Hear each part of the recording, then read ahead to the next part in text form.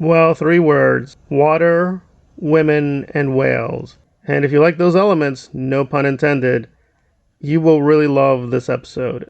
I will say for myself, I thought it was a improvement from the prior episode, but a lot of people were giving this a 10 out of 10.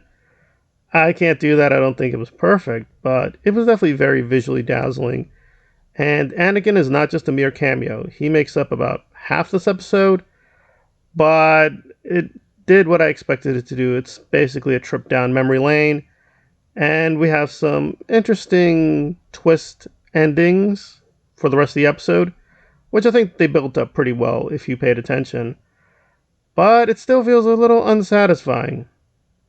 Nevertheless, as a prequel fan, I did appreciate that this is filling out Revenge of the Sith, which I do defend and I do appreciate at many levels, but one of the levels is visually it looked really terrible. This one, they put a lot of time and effort to make sure things looked realistic.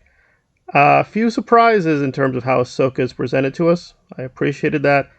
But it still feels like it's far short of the potential it could be as a genuinely creative series.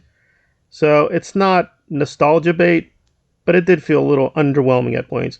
Overall, though, it was welcoming. I did enjoy seeing Hayden again and seeing Anakin, and his role did make a lot of sense. There'll be a lot of theories about what ultimately the episode meant. A lot of people were getting very partisan, but I took for granted it's meant as a very sincere homage. However, it did feel stretched out for no reason, and it didn't seem to earn the pacing that it did with episodes 1 and 2. So I'm going to give episode 5, I think, a very fair 7.25.